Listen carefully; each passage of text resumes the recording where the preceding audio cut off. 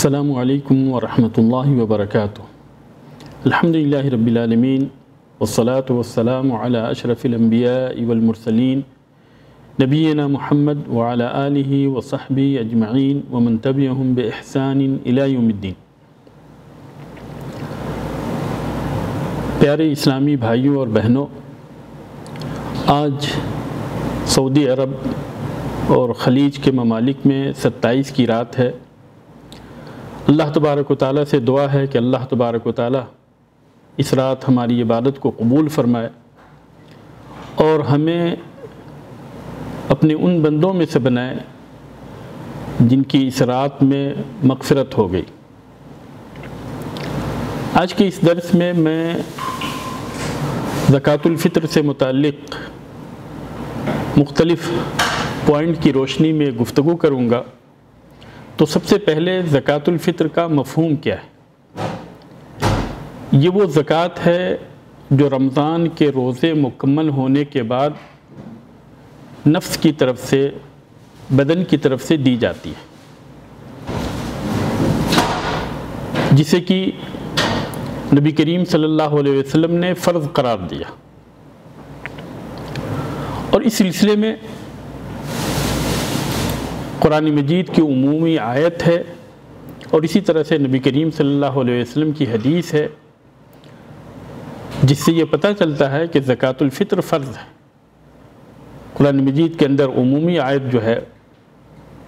قد افلح من تزکا وذکر اسم ربہ فصلی، کہ وہ انسان کامیاب ہو گیا جس نے زکوٰۃ ادا کی اور اپنے رب کا نام لیا اور نماز پڑھی، یعنی عید کی نماز پڑھی۔ اسی طریقے سے جو ہے نبی کریم صلی اللہ علیہ وسلم نے حدیث کے اندر فرمایا، عبداللہ ابن عمر رضی اللہ تعالی عنہما کی حدیث ہے کہ فرض رسول اللہ صلی اللہ علیہ وسلم زکوٰۃ الفطر، یہاں پہ فرض کا استعمال کیا ہے کہ رسول اللہ صلی اللہ علیہ وسلم نے زکوٰۃ الفطر کو فرض کیا، اور یہ صحیح بخاری اور صحیح مسلم کی حدیث ہے۔ زکوٰۃ الفطر سے متعلق تیسری چیز جو ہے وہ یہ ہے کہ اس کی حکمت کیا ہے۔ اس کی بے شمار حکمتیں ہیں، اور خصوصی طور پہ حدیث کے اندر نبی کریم صلی اللہ علیہ وسلم نے جو حکمتیں بیان کی، ان میں سے ایک حکمت تو یہ ہے کہ طہرۃ للصائم، کہ روزہ دار سے حالت روزہ کے اندر جو چھوٹی چھوٹی غلطیاں ہو جاتی ہیں ان کی پاکیزگی کے لیے ہے، وطعمۃ للمساکین، اور یہ کہ یہ مسکینوں کے لیے کھانا ہے۔ جیسا کہ عبداللہ بن عباس رضی اللہ تعالی عنہما کی حدیث ہے کہ فرض رسول اللہ صلی اللہ علیہ وسلم زکوٰۃ الفطر طہرۃ للصائم من اللغو والرفث وطعمۃ للمساکین، اور یہ حدیث ابو داؤد کی ہے۔ تو اس حدیث سے پتہ یہ چلا کہ زکوٰۃ الفطر کی حکمت، اصل حکمت یہ ہے کہ یہ مسکینوں کے لیے کھانا ہو، اور روزے دار سے روزے کی حالت میں جو چھوٹی موٹی غلطیاں ہو جاتی ہیں اس کی پاکیزگی اس کے ذریعے سے ہو۔ اسی طریقے سے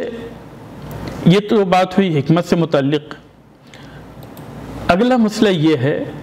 کہ زکوٰۃ الفطر کس کے اوپر فرض ہے، زکوٰۃ الفطر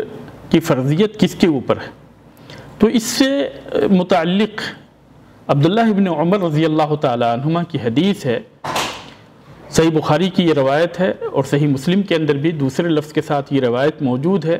انہوں نے فرمایا، فرض رسول اللہ صلی اللہ علیہ وسلم زکوٰۃ الفطر صاع من تمر او صاع من شعیر علی العبد والحر والذکر والانثى والصغیر والکبیر من المسلمین، کہ رسول اللہ صلی اللہ علیہ وسلم نے زکوٰۃ الفطر ایک سا فرض کیا، خواہ وہ جو ہو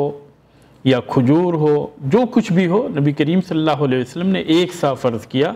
علی العبد والحر، اور یہ ہر انسان کے اوپر فرض ہے، چاہے وہ غلام ہو یا آزاد ہو،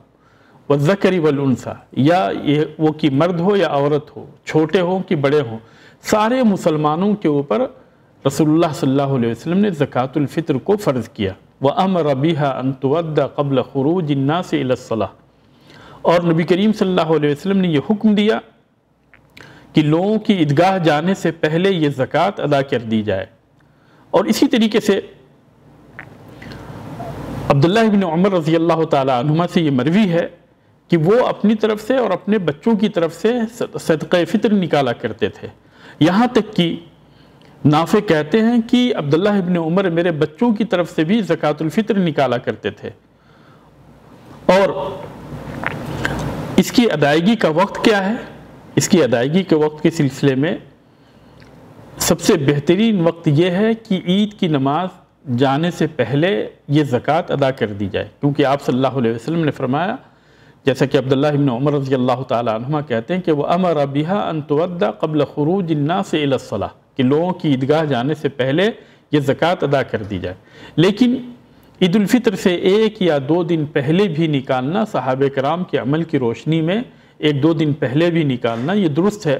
جیسا کہ نافع بیان کرتے ہیں عبداللہ ابن عمر رضی اللہ تعالیٰ عنہما کے بارے میں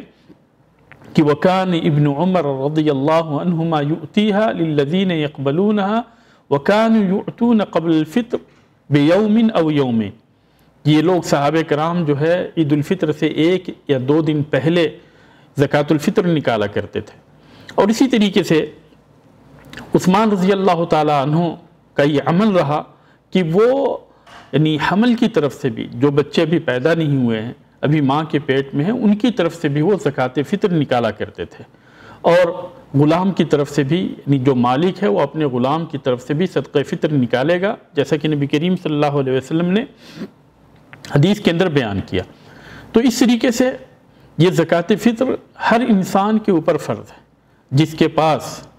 عید کے دن کھانے پینے کے علاوہ زائد چیزیں موجود ہوں، تو پھر ایسی صورت میں اس انسان کے اوپر فرض ہے کہ وہ اپنی طرف سے اور اپنے گھر والوں کی طرف سے زکوٰۃ فطر نکالے۔ اور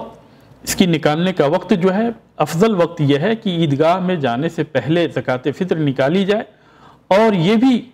کہ اگر انسان 1-2 دن پہلے نکال دیتا ہے تو اس میں بھی کوئی حرج کی بات نہیں، کیونکہ صحابہ کرام 1-2 دن پہلے نکال دیا کرتے تھے۔ اور اسی طریقے سے جو ہے دوسرا مسئلہ اس سلسلے میں زکوٰۃ الفطر سے متعلق اگلا مسئلہ یہ ہے کہ اس کی مقدار کیا ہے۔ اس کی مقدار جیسا کہ عبداللہ ابن عمر رضی اللہ تعالیٰ عنہما کی حدیث میں ہے، اور اسی طرح سے ابو سعید خدری رضی اللہ تعالیٰ عنہ کی حدیث کے اندر زکوٰۃ الفطر کی مقدار بیان کیا گیا ہے کہ عبداللہ ابن عمر رضی اللہ تعالیٰ عنہما کہتے ہیں کہ فرض رسول اللہ صلی اللہ علیہ وسلم زکوٰۃ الفطر من رمضان صاعا من تمر او صاعا من شعیر، کہ رسول اللہ صلی اللہ علیہ وسلم نے رمضان کے اندر زکوٰۃ الفطر 1 سا کھجور یا 1 سا جو فرض کیا۔ اور ابو سعید خدری رضی اللہ تعالیٰ عنہ کہتے ہیں کہ کننا نخرج زکوٰۃ الفطر صاعا من طعام، کہ ہم لوگ نبی کریم صلی اللہ علیہ وسلم کے زمانے میں زکوٰۃ الفطر 1 سا کھانا نکالا کرتے تھے، او صاعا من شعیر یا جو، او صاعا من تمر، او صاعا من عقد، او صاعا من زبیب، کہ 1 سا جو یا 1 سا کھجور یا 1 سا پنیر یا 1 سا کشمش نکالا کرتے تھے۔ تو جو چیز بھی نکالیں، جو بھی جس جگہ پہ بھی، جس مقام پہ بھی آپ رہتے ہیں، جس علاقے میں بھی رہتے ہیں، وہاں پہ لوگوں کا عام طور پہ جو کھانا ہے اسی کھانے کو نکالیں اور 1 سا نکالیں۔ 1 سا یہ تقریباً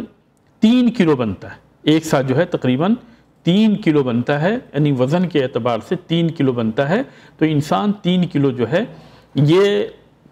زکوٰۃ فطر کے اندر اناج نکالے۔ رہی بات بعض لوگ کہتے ہیں آدھے سا کے بارے میں، تو دراصل ابو سعید خدری رضی اللہ تعالیٰ عنہ جو اس حدیث کے راوی ہیں، انہوں نے خود یعنی مخالفت کی، اور جب معاویہ رضی اللہ تعالیٰ عنہ کے زمانے میں اس طرح کی بات ہوئی کہ آدھا سا گندم جو ہے بطور زکوٰۃ نکالی جائے، تو اس وقت جو ہے ابو سعید رضی اللہ تعالیٰ عنہ نے اعتراض کیا،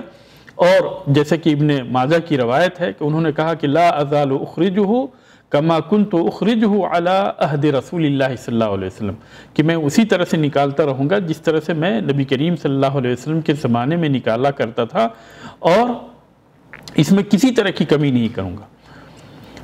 آخری مسئلہ یہ ہے کہ زکوٰۃ الفطر کے مستحق کون ہے، زکوٰۃ الفطر کے مستحق کون لوگ ہیں۔ بعض علماء نے یہ کہا ہے کہ زکوٰۃ الفطر کے اندر وہ سارے کے سارے لوگ شامل ہیں جو کہ زکوٰۃ کے مستحق ہوتے ہیں، یعنی عام زکوٰۃ جو 8 قسم کے لوگوں کے اندر تقسیم کی جاتی ہے، اسی طرح سے زکوٰۃ الفطر بھی ان سارے لوگوں کے درمیان تقسیم کی جائے گی۔ لیکن ایک دوسری رائے یہ ہے جو کہ دلیل کے اعتبار سے قوی ہے، وہ یہ ہے کہ زکوٰۃ الفطر کے مستحق صرف فقراء اور مساکین ہیں، کیونکہ نبی کریم صلی اللہ علیہ وسلم کی حدیث کے اندر آپ صلی اللہ علیہ وسلم نے اس کی وضاحت کی طہرۃ للصائم و طعمۃ للمساکین۔ آپ صلی اللہ علیہ وسلم نے فرمایا کہ یہ مسکینوں کے لیے کھانا ہے، اور دوسری حدیث کے اندر آپ صلی اللہ علیہ وسلم نے فرمایا کہ اغنوہم عن السؤال ھذا اليوم، کہ آج کے دن مسکینوں کو مانگنے سے بے نیاز کر دو۔ تو اس طرح سے دلائل کے اعتبار سے یہ راجح ہے کہ زکوٰۃ الفطر کے مستحق جو ہے صرف فقراء اور مساکین ہیں، اور اسی قول کو ابن تیمیہ رحمہ اللہ، ابن القیم رحمہ اللہ، اور اسی طرح سے شوکانی رحمہ اللہ، ابن عثیمین اور اسی طریقے سے شیخ ابن باز رحمہم اللہ جمیعاً، ان سارے لوگوں نے اسی قول کو اختیار کیا ہے کہ زکوٰۃ الفطر جو ہے صرف فقراء اور مساکین کو دیے جائے۔ اسی طریقے سے اس سے متعلق ایک اور مسئلہ یہ ہے کہ زکوٰۃ الفطر کے اندر قیمت ادا نہ کی جائے، بلکہ اناج جو ہے ایک سا اناج نکالا جائے، اور چاہے جو بھی ہو، چاہے کھجور ہو، گندم ہو، یا اسی طریقے سے کشمش ہو، پنیر ہو، جو بھی اناج نکالنا چاہے، جو چیز بھی نکالنا چاہے، جو وہاں پہ عام طور پہ لوگوں کا کھانا ہو، چاول ہو، تو ایک سا نکالے، کیونکہ نبی کریم صلی اللہ علیہ وسلم سے قیمت نکالنا یا اسی طریقے سے صحابہ کرام سے قیمت نکالنا جو ہے یہ ثابت نہیں ہے۔ اور ایک آخری مسئلہ جو ہے اس سلسلے میں یہ بھی ہے کہ کیا زکوٰۃ الفطر کو ایک جگہ سے دوسری جگہ منتقل کر سکتے ہیں؟ بہتر تو یہ ہے کہ آپ جہاں پہ ہیں وہیں پہ زکوٰۃ الفطر نکالیں، اور اگر اس کو منتقل بھی کرنا چاہیں، یعنی دوسری جگہ پہ منتقل کرنا چاہتے ہیں، بھیجنا چاہتے ہیں جہاں پہ لوگ زیادہ مستحق ہیں اور وہاں کے لوگ زیادہ محتاج ہیں، تو پھر اسی صورت میں بھیجنے میں بھی کوئی حرج کی بات نہیں ہے۔ ابن باز رحمہ اللہ کا یہی فتویٰ ہے کہ وہ کہتے ہیں کہ جہاں پہ آدمی رہ رہا ہے، موجود ہے، وہاں پہ نکالے، یہ زیادہ بہتر ہے، لیکن اگر وہ دوسری جگہ پہ بھی بھیجنا چاہتا ہے تو اس میں بھی کوئی حرج کی بات نہیں۔ اللہ تبارک و تعالیٰ سے دعا ہے کہ اللہ تبارک و تعالیٰ ہماری اس عبادت کو قبول فرمائے۔ اس مبارک رات میں اللہ تبارک و تعالیٰ ہمیں اپنے ان بندوں میں سے بنائے جن کے سارے گناہ معاف کر دیے جاتے اور جنہیں جہنم سے آزاد کر دیا جاتا ہے۔ اللہ تبارک و تعالیٰ، ہم تیرے بندے ہیں، ہم خطا کار ہیں، ہم سے بہت سارے گناہ سرزد ہوئے، اللہ تبارک و تعالیٰ ہمارے گناہوں کو معاف فرما دے اور ہمیں اس مبارک رات کے اندر معاف کر دے۔ اللہ تبارک و تعالیٰ ہمارے والدین کی مغفرت فرما دے۔ اللہ تبارک و تعالیٰ ہمارے اعزاء اور اقرباء کی مغفرت فرما دے۔ اللہ تبارک و تعالیٰ ہمارے طلباء اور ہمارے اساتذہ اور ہمارے طالبات، اللہ تبارک و تعالیٰ ہم سب کی مغفرت فرما، ہمارے والدین کی مغفرت فرما، ہمارے بال بچوں کی مغفرت فرما۔ اللہ تبارک و تعالیٰ ہمارے بچوں کی اصلاح فرما۔ اللہ تبارک و تعالیٰ ہمیں جنت الفردوس کے اندر اعلیٰ مقام عطا فرما۔ آمین وآخر دعوانا الحمدللہ رب العالمین، والسلام علیکم ورحمۃ اللہ وبرکاتہ۔